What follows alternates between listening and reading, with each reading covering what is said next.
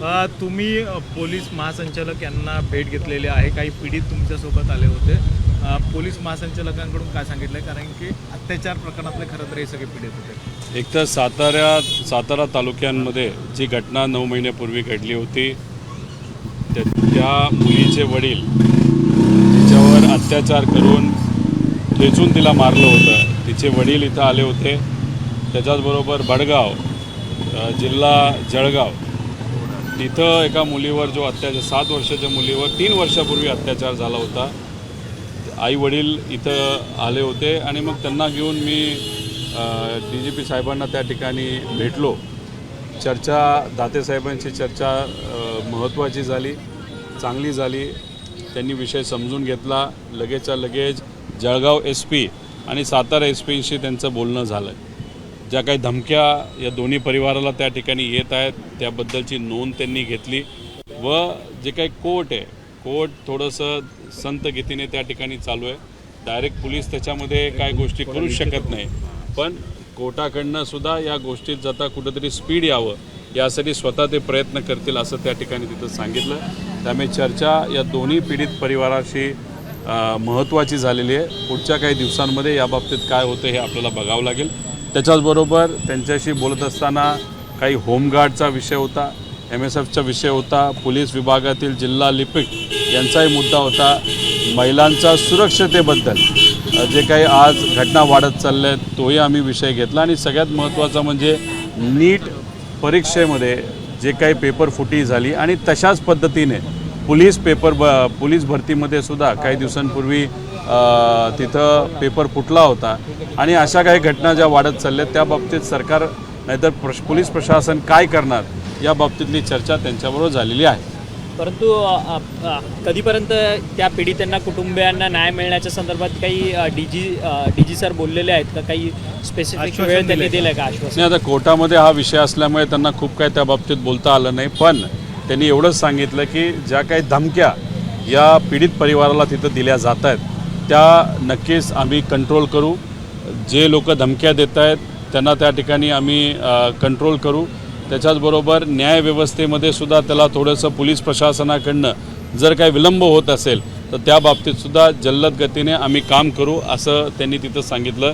विषय एवढाच आहे की याच्यासाठी आम्ही पाठपुरावा करू शकतो, आम्ही इथं पोचू शकतो. म्हणून काही प्रमाणे या 2 केसेसमध्ये गती येऊ शकते. पण अशा अनेक केसेस आहेत ज्याच्यात गती येत नाही. मग ती गती जर आपल्याला आणायची असेल तर मग सेशनमध्ये आपल्याला शक्ती कायदा हा आणावा लागेल, जो अनिल देशमुख साहेबांनी त्या काळामध्ये आणला होता.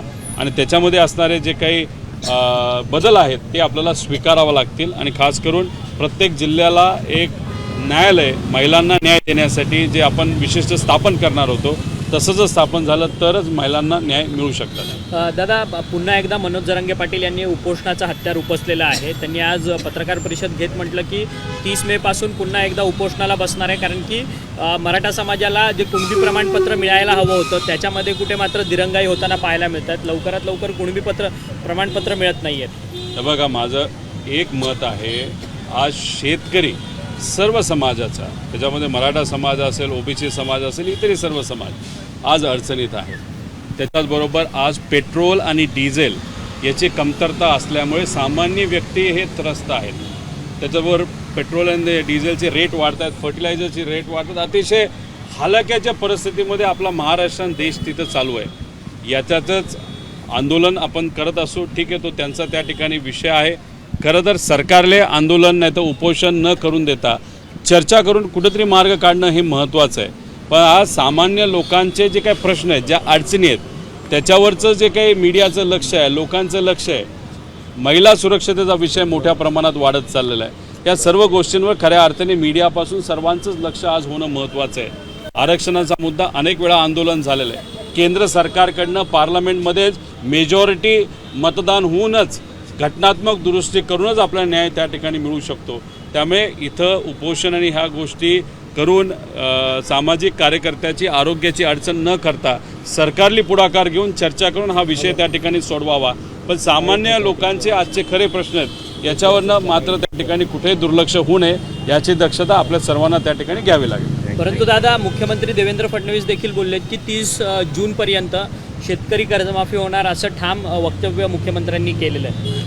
तुम्ही कर्जमाफी करत असताना त्याच्यामध्ये काय कंडिशन्स टाकताय, काय त्याच्यामध्ये तुम्ही टर्म्स अँड कंडिशन्स टाकताय, हे फार महत्त्वाचं आहे. ठीक आहे, तुम्ही जाहीर केली, पण ती करत असताना त्याच्यामध्ये फार अटीतटी येतील असं लोकांचं त्याच्यामध्ये मत आहे.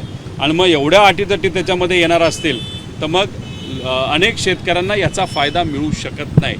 रेग्युलर शेतकऱ्यांना जे रेग्युलर कर्ज भरतात त्यांना 50,000 देणार असं बोललं जातं, ते स्वागत करण्यासारखं आहे. त्याच्यात काय वाढ होईल का हे सरकारने विचार करावा.